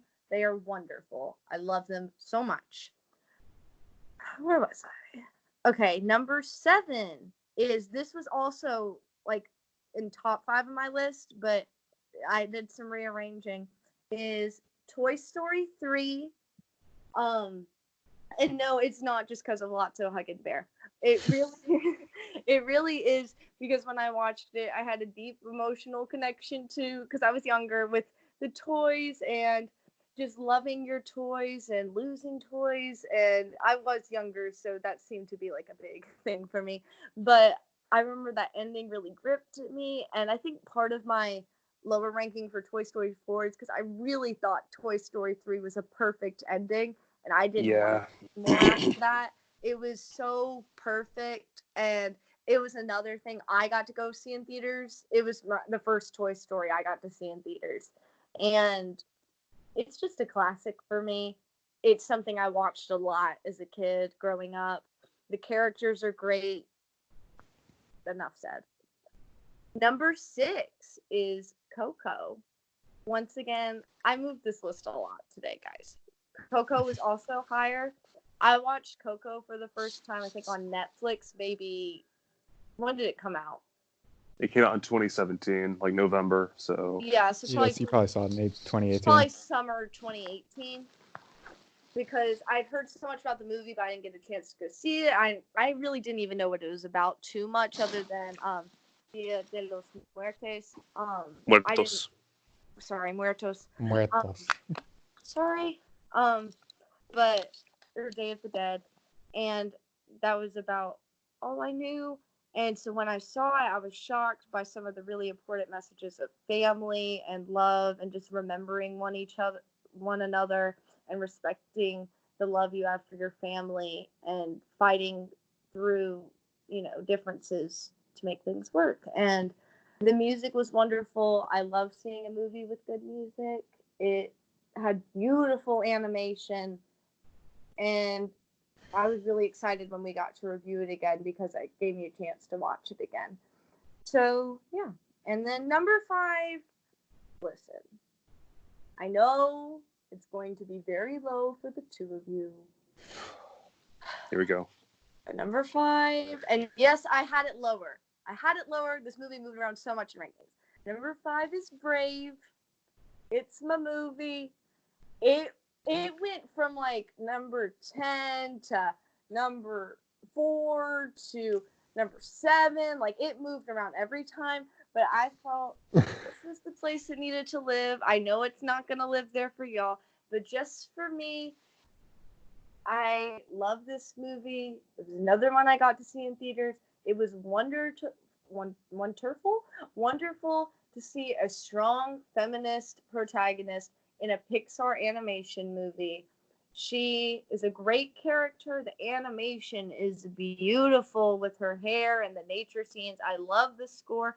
And I just love the story between a daughter and her mother truly bonding and understanding each other on a journey.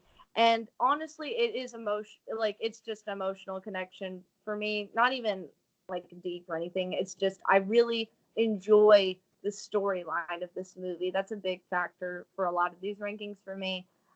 I really just enjoy it. It's some of my favorite voice acting as well.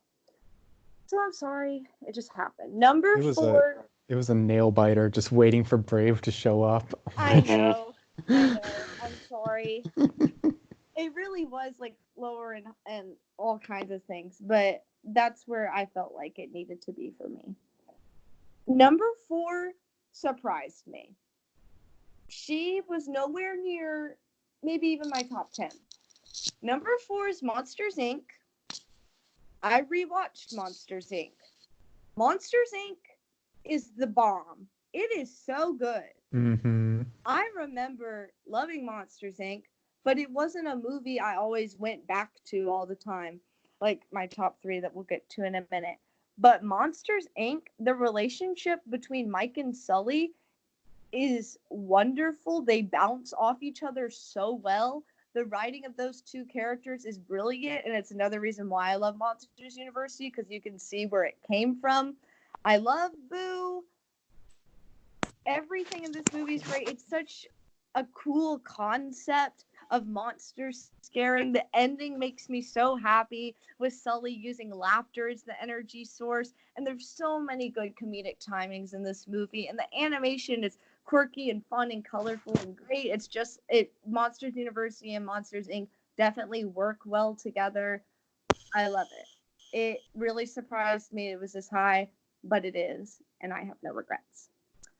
Number 3. Okay, we're in my top 3. I know it took 10 years. I'm so sorry. But number 3, number 2, and number 1 have always been my top 3. I just didn't know what order I wanted them in, except for a while I've known what my number 1 was. But number 2 and number 3 are like neck and neck, and it was really hard for me to place them. So I could really say they're both number 2, but I'm going to stick with my 1, 2, and 3. Number 3 is Incredibles. And I don't even know where to begin with Incredibles. It's always been a movie I've watched. It's always been something I've loved. The characters are amazing. Edna is a queen. Edna deserves all the respect in the world. Once again, I feel like I don't have to explain Edna. We already went over the score. It's widely known.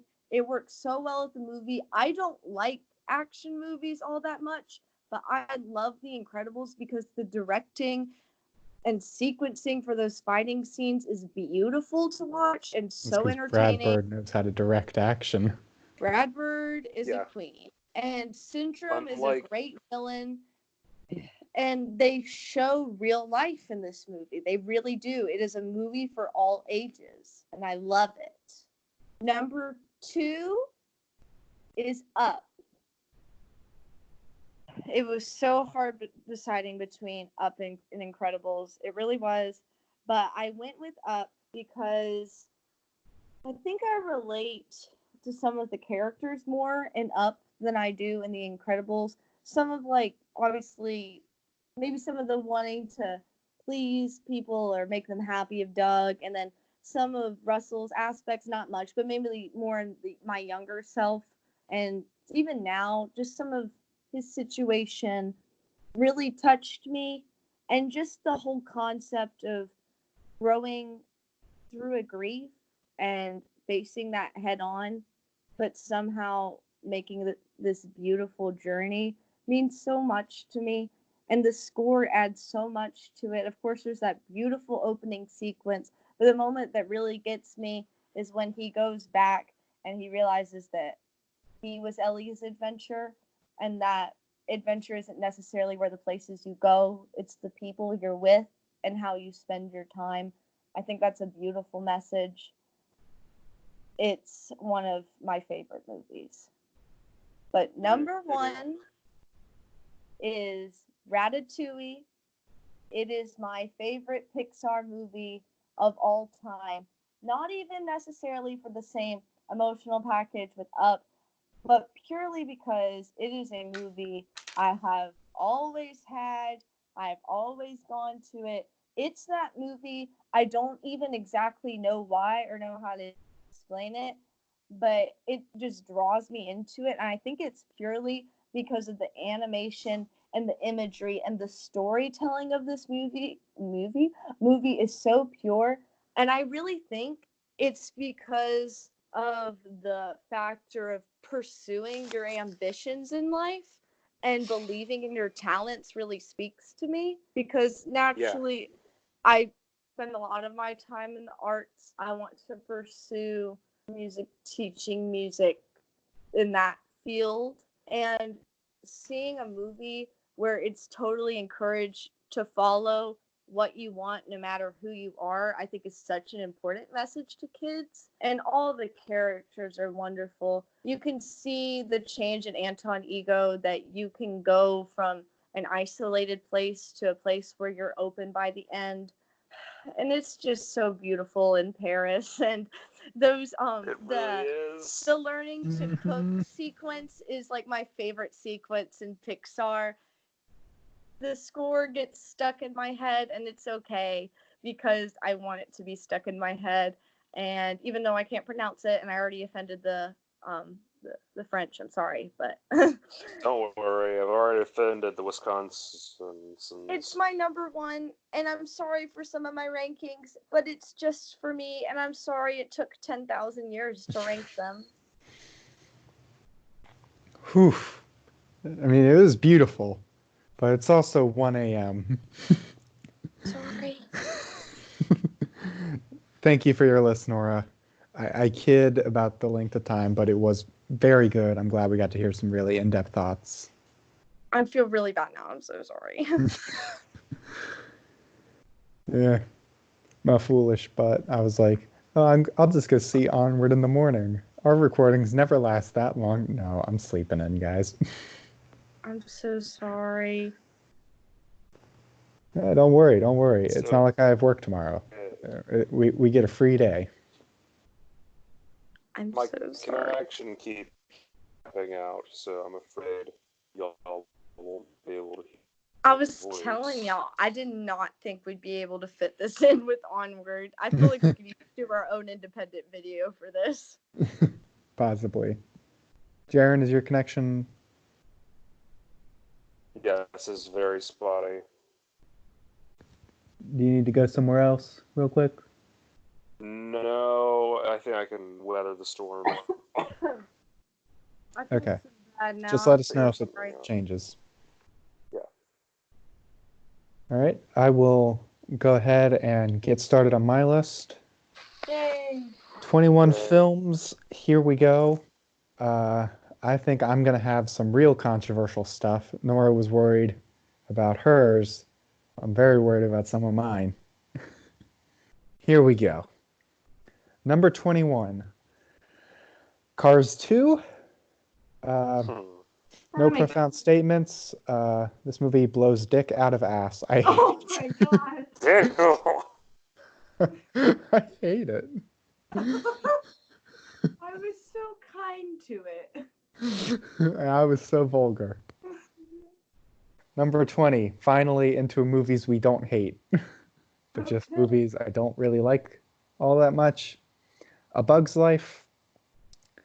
I feel bad about putting it so low, but this one was never, even less than Toy Story. This movie was not a part of my childhood. This one wasn't even a part of my teenage years. So I can only bring the context to it that I bring to it as an adult.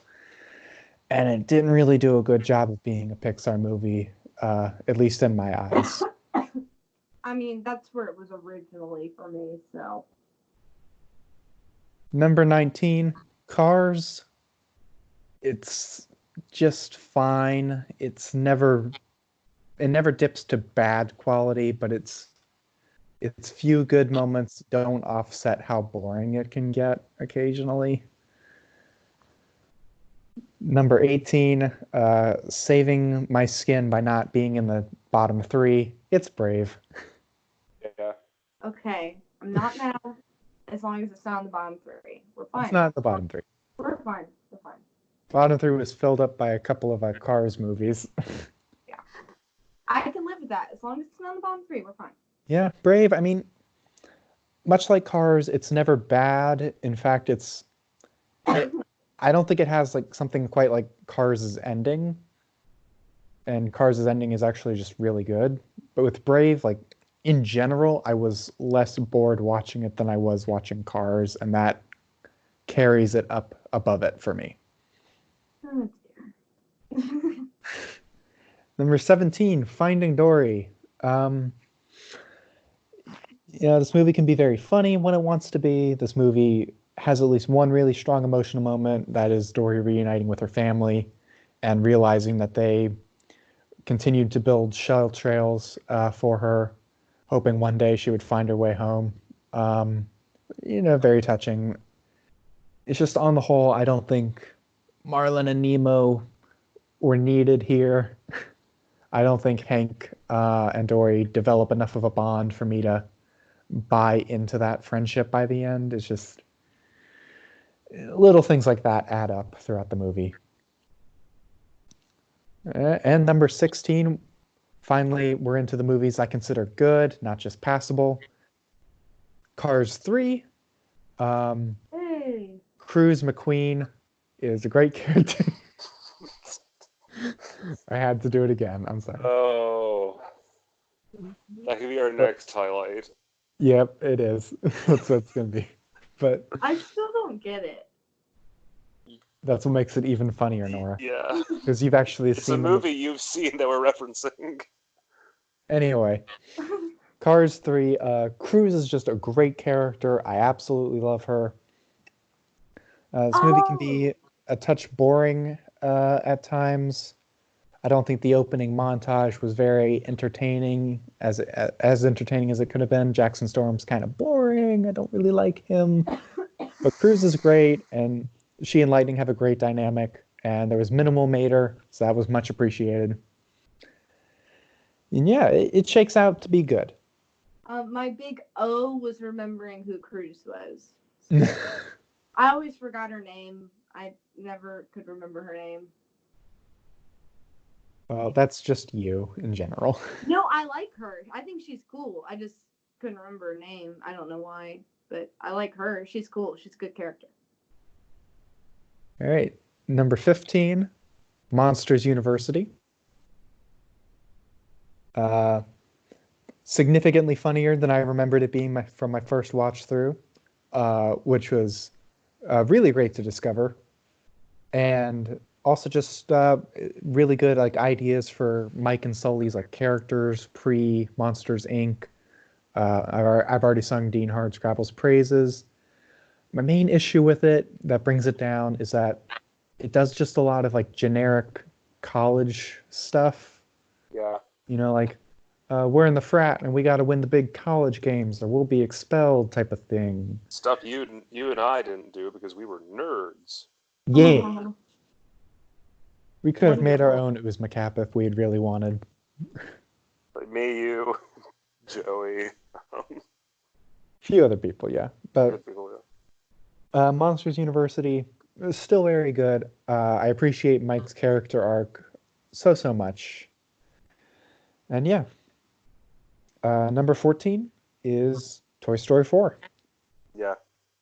This one shakes out to being pretty good overall, I feel, even though I think the ending is a little hollow. But a lot of just really amazing side characters, Duke Kaboom, Ducky and Bunny, will stand the test of time. And I think in general, like I've already talked about the fact that I actually like Gabby Gabby. I do think she is the best Toy Story villain. Sorry, Nora. And that's where I stand on it. It didn't need to happen, but it happened, and it wasn't bad, and I can appreciate that much. Nice. Other than the Gabby Gabby part. Number 13, I'm sure you guys were waiting for this one. The Good Dinosaur. Oh, the trash Wow. baby. You really did make it up there. Yeah, it climbed further than I was expecting. Upon a rewatch, I liked it even more than I liked it the first time. Yes, I do like this bad movie. I fully acknowledge that it's bad. I'm not gonna It's lie. just- I'm kind of disappointed. I thought you were gonna put it higher. I couldn't. As much as I like it, I like other things more. Wow. But yeah, this one, so the stuff that's bad about it, it bothers me less and less with each rewatch, it seems. Like I don't really have a problem focusing on the good that's in this movie. And maybe I'm just too quick to glom onto the things everyone hates. I'm that much of a hipster, but The Good Dinosaur, I think it's good. Come at me. What a queen. Number 12, I think this will probably be the biggest surprise on my list. You guys ready? Yeah. Go ahead. Toy Story 3. All right. Wow. I Really? knew you weren't crazy about it. It's because of Lotso the bear, isn't it? No, I think Lotso is good. Yeah, we genuinely. Like Nora, we give him flack because you like him so much, but he isn't bad at all. Okay. I'm surprised by that. Yeah, so Toy Story 3, I feel like as good as it is, and it is very good, a lot of what this movie does, I think Toy Story 2 did just a bit better. I feel like it sort of repeats a lot of those themes, and it does take them to their logical conclusion, so it's not like this was, an unnecessary piece of cinema. But I just can't help but prefer 2's version of this idea of like toy mortality versus toy immortality, Yeah. Well, the way I see, and I'll get to my take on it later, but Fair enough. I'm not gonna lie. Like, I really thought about switching 2 and 3, which had never crossed my mind because originally 2 was way lower on my list. But when I rewatched it, I realized how good 2 was. I really think if I hadn't grown up watching 3, then and like I had watched 2 more, then it could easily maybe be switched possibly on my list. So I could see where you're coming from with that. Yeah, I mean, two is very good, and we'll get to it in a bit. But I do love Toy Story 3. All right. So next up on my list, number 11 is Incredibles 2. This one mostly it gets above Toy Story 3 for me simply because I grew up with these characters and not the Toy Story characters. that's And fair. that stronger emotional connection does do more for me, even if as a sequel it's not as strong as it could have been. And I get why. I understand why. Evelyn Dever could have been much better. Even if there were good parts about her. Anyway, into the top 10. Finally, movies that I really don't have any complaints about. Number 10 is Monsters, Inc. Just perfectly succinct screenplay. Like, it's so good with its setups and payoffs. It really nails everything it could possibly nail. The only reason it's not higher is because everything else is also great. Yeah, my issue too. Like really. Yeah, like It's number 9, Toy Story. I feel like the animation just bothers me a lot less than you, Nora. yeah, I don't know what happened. I really don't. Yeah, outside of Spud being an abomination, the animation does not really bother me, and what I'm left with is a movie that has 2 amazing character arcs, like a full 3 act, fully realized. It's never rushed. It's never anything. It manages to do all of this in 81 minutes, Yeah. Yeah. which is mm, that's my pick for the most efficient screenplay of all time. The fact that You're it didn't not get it wrong. is like it was nominated for an Oscar and it didn't win an Oscar, and that pisses me off. I'm sorry. Screw the Academy. Oh, he called them out. Called them out. It's not like they're not difficult to call out. I Yeah. forgot who Spud was for a second, and when you said that, I almost started busting out laughing because literally the image where his like nose is in the screen and the rest of his body is completely contorted popped in my head, and I was like, oh, that's him. Yeah. All right. Number 8 is Coco.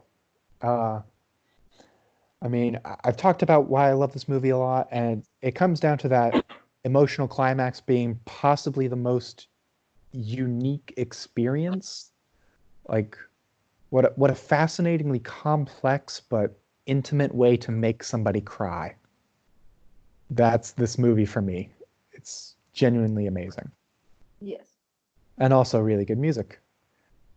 I'm just un poco loco for the music in this one. Wow. Okay. Number 7, Toy Story 2. The superior Toy Story movie. I stand by this.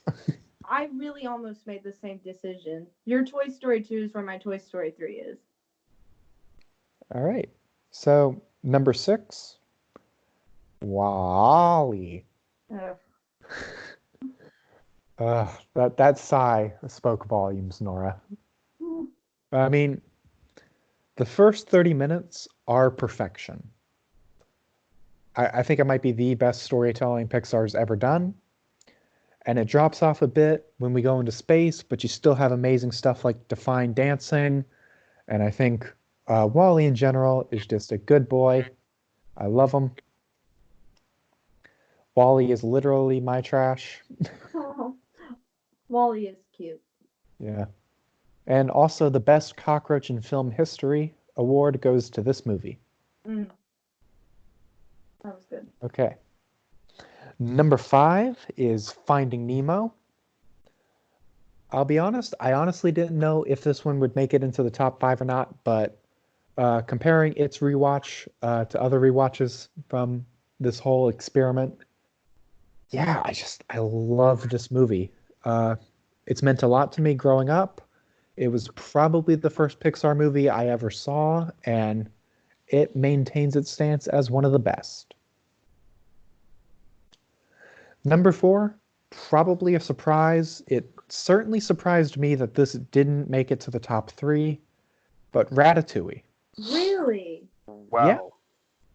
I was honestly expecting to put this at number 3, but and I'll talk about why I didn't when I get to the actual number 3. But this one, I mean, we've been singing its praises this whole podcast, just whenever it comes up. Great characters, great score, great setting, great story, great villains. Just what isn't great about this movie?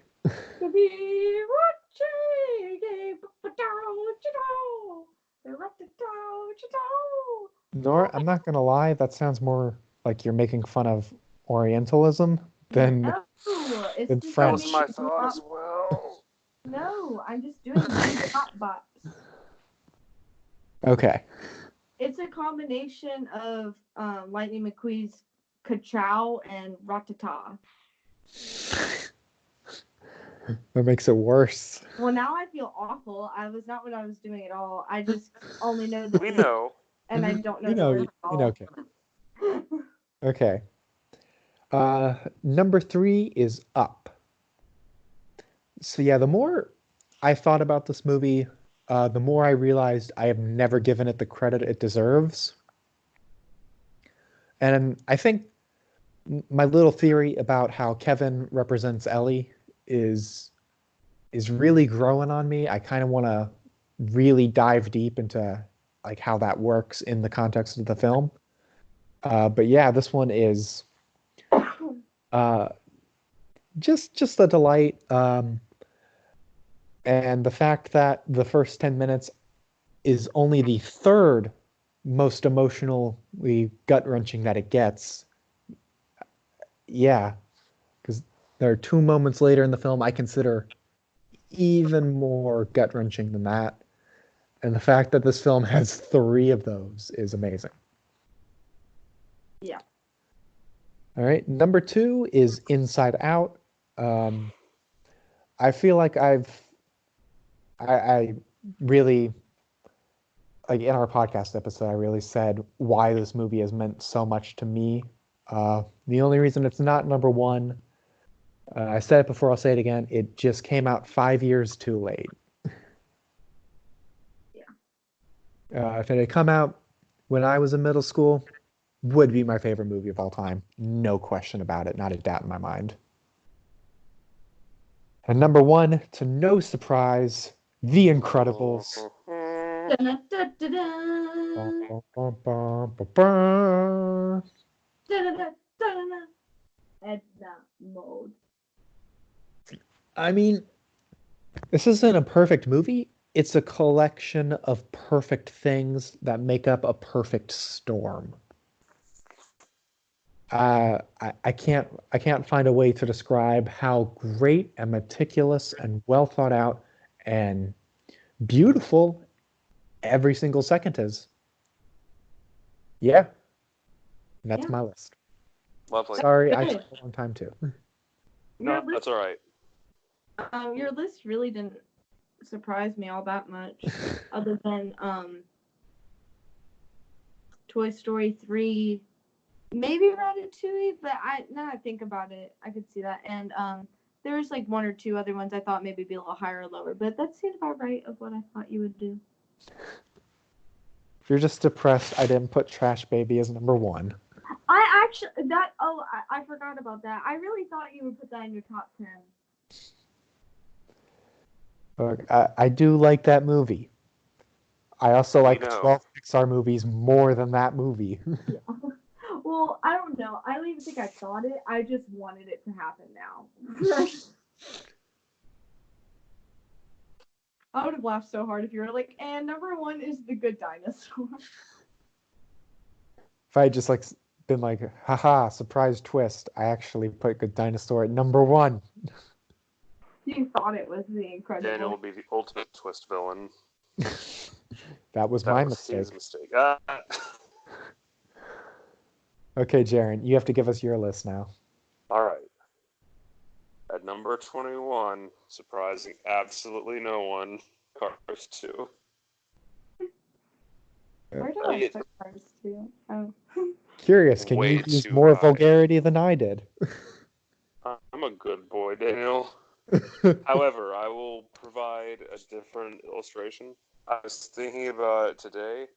Pixar going from Toy Story 3 to Cars 2 is the reverse of Sony going from the Emoji Movie to Into the Spider-Verse.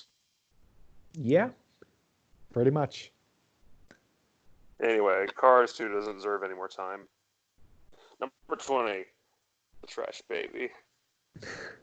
Okay, I like, really don't like The Trash Baby. oh, it's so bad. Daniel, I'm gonna be honest, Jaren. I wish you'd put it at the bottom. I really wish you had. Oh, Don't make Nobody me. put Trash Baby at the bottom, and that makes me upset. listen, Don't make me. They can be neck and neck. listen, Daniel, I explained, like, in my mind, like, The Trash Baby's at the bottom. It is by far one of the worst movies I've ever seen. It's so bad. Like, not even on the Pixar scale. It's truly awful. Oof. Like, it's Well, bad. Nora, at least it left its mark. Please stop.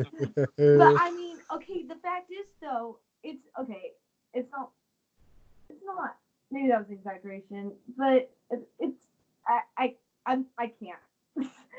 It was entertaining, I guess, but it was bad. I have so many issues with the high scenes and the eating entire animals in front of your face. I have issues. And All right. Yeah, it's bad. Right. No, it's Jaren's list. Let's let him list. I'm sorry, it's just really bad. No, it's okay. I agree with you. Number 19, Finding Dory. I don't remember much of it. I don't care about much of it. It's just not good. Number 18, Brave. It's not in my bottom 3. If you can believe it. Nora's not allowed to get mad. When she said that, I was like, Wait, the Raven? Brave. I'm saying it in Japanese. Oh, I'm just fine with not your bottom 3. There are good things there. There are things I like there. Too bad it wasn't good enough. Number 17. Cars. The first Cars. It's good. It has a really good ending. But it drags a lot. A lot. What number are we on? 16? I'm so Yes. tired. 16 is Cars 3. I really do like Cars 3. There are things I genuinely enjoy in it. Particularly, I'm not gonna laugh about the joke we made earlier, but I can't help it. I'm laughing about it. I Cruz still don't McQueen get this just joke. staring out at the twin sunset on the racetrack she's never been to. The sand racetrack she's never been to. I The still ghost don't- of Lightning sitting there smiling. Wait, how did Ghost of Lightning die? and Doc, because Paul Newman died. How did me saying that Cars 3 was a nice end to the saga lead to Lightning McQueen staring off on a beach looking at Cruz? I don't understand. Explanation time. Hey guys, Peter Griffin No. here to explain the joke. No, don't explain it to her. Just keep going. I'm so Okay, anyway. confused. I've already seen this movie we're referencing. Yeah, I know, but he's not like they have a beach. Just keep going. What number is that?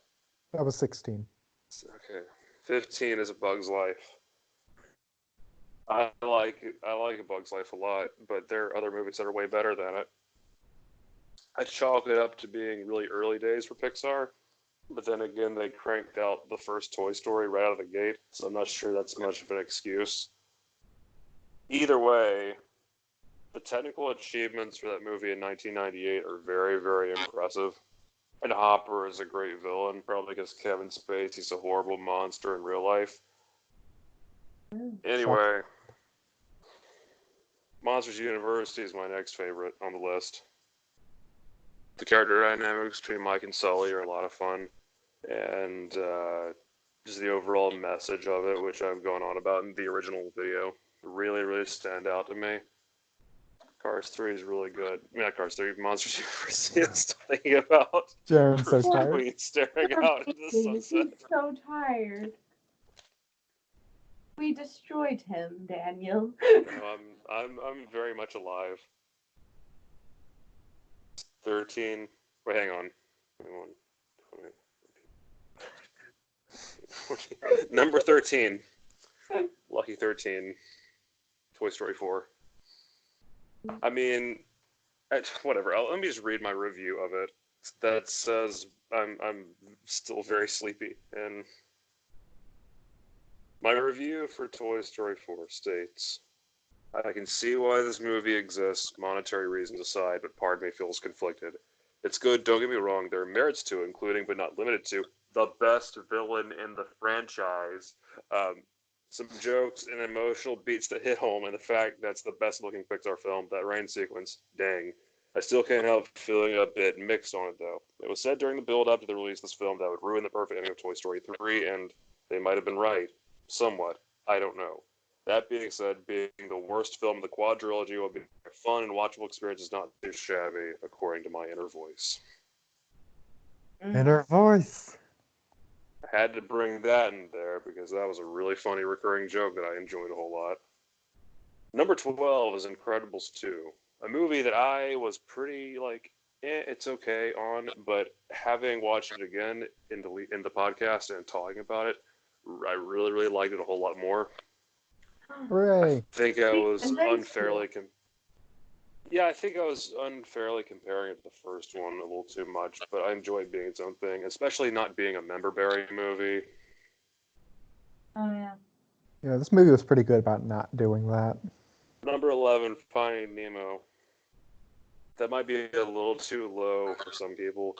And I love Finding Nemo. Every time I watch it again, I'm like, wow, this is really great. But I don't know. We're now in the range where some of these could really change spots depending on the day and my mood. Because they're all just like so equally good. But Finding Nemo really is a classic for a reason, and it's stood the test of time for a reason, and will continue to stand the test of time. Speaking of standing the test of time, the next one up is Toy Story 1995, the first one. The one that started it all. Started it all. What number are we on? 10. Okay. Yeah, we're now in the top 10. Yeah, it is, as Daniel put it, I couldn't put it any better. It is the most efficient screenplay ever. So many memorable moments and characters within the 85 minutes runtime. 81 minutes. 81 minute, wow. Including credits. Yeah, it is genuinely impressive. And honestly, the franchise could have stopped there and still would have been fantastic. There's even a hooker in that film. Yes, there is, Nora. Ignoring Yes, that, there is. number 9, Wally. I'm not gonna do the voice. The first, it can. Wow. Eva. I'm so tired. Please go ahead, Jaren. I'm sorry. It contains my favorite first act of a movie ever. It is so beautiful and well done in its execution. It kind of falls off a little bit when they go to space, but even still, any movie with defined dancing is a phenomenal movie. Number 8, Up. Really? Yeah. As I said, we're in the stage where a lot of these can change. A movie that's number 8 would be like number 5 or 4 in my list, depending on no, I just thought you'd rank it higher. Just I think that's a good place to rank it. I love it. Yeah. The movie that I love is number 8. That's, truly a beautiful film. Carl Fredricksen is such a sincere character who really goes through a lot. There's a lot of memorable stuff that happens in this movie.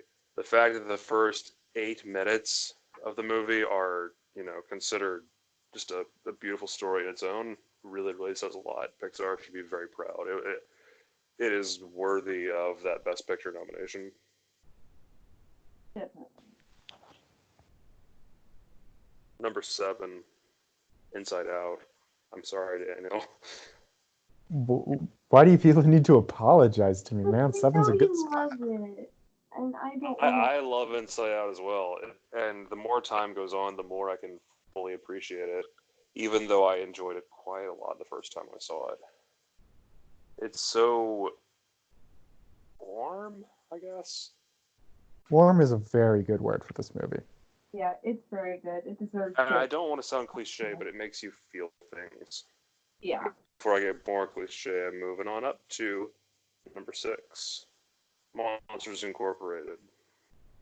It is such a funny movie with so many memorable moments, so many memorable characters. I love the world of Monstropolis, especially. The way everything looks is so cool, with spikes and horns and, monsterly touches. But at the heart of it, it's a genuine story about finding new ways and new things to understand, and realizing maybe we're wrong about things, as well as a father figure protecting a child. Moving up is Toy Story 2. You alright? Yeah, I'm good. A movie all about legacy and mortality and remembering the good times while they last. And seeing as though I haven't mentioned the third film in the series, I will continue that when we get there. Number 4, Remember Me, though I have to say goodbye. It's Coco. Nice. The fact that a very recent Pixar film is in my top 4 is impressive to say the least. It really a mark in my memory. It's so intricate and like similar to Inside Out. I would say it's warm. It's loving. It's it's about family and about discovery. It's beautiful. I love it. And this is the okay. Now we're in the top 3. These are biggest of the big boys. Like, you could probably trade them out for each other, and they'd still be on the same level. So, this is the hardest part right here. Yeah, Number 3. You're number 1. Top threes are hard. They really are. Yeah. Part of me just really wants to just say them and not rank them. But I feel like that would be disingenuous. So, Yeah, I number really 3. want to be your number 1 because I know there's 2 that could be your number 1. Number 3 is The Incredibles. Nice. What a phenomenal motion picture. Everything about it just clicks. The characters, the story, the music, the visuals. It is everything you would want in a film. Not just an animated film, not just a superhero film, but a movie itself. Perfection, in my opinion. We're pretty darn close to it. Number 2, Ratatouille. It is a movie all about creating art, about dedicating yourself to something, about thinking out of the box and trying to do something new, trying to be something, trying to be someone, and how amazing art can come from anywhere, and how passion can lead you down a road, not always where you want to go. Gusteau's restaurant closes. The ending would be, they bring Gusteau's back, but no, they don't. They find a new way. They open up a restaurant of their own and do their own thing. They chart their own path. That's beautiful. That monologue, there's not much more to be said about it. Number 1 is Toy Story 3. It is a movie all about moving on, remembering the past fondly, but moving on to the future. And I think that's something a lot of people really need to hear. Nostalgia is beautiful. It's important to remember things. But you can't stay there forever. You have to keep going. There's so much life to live ahead. But looking back with rose-tinted glasses will only leave you standing one place. So it's best to move on with your friends and your family and your heart to new frontiers, to new journeys, to infinity. And onward. No. It was so perfect, and then I had to. But that was beautiful. Okay, guys. it's so big. Yeah, that was great. I love all of your lists. But it's also almost 2 a.m. Yeah. Wait, I have to sing us out. Please do. Thank you for letting me third wheel on your podcast because it's been a wonderful time. I controversially ranked movies, whether you liked it or not. And I think both of you are incredibly smart and make wonderful, beautiful points to this entirely too long podcast. That's because it was fun making. Sorry I hacked the entire time while talking. And I'm sorry about where I put Wally. Thank you.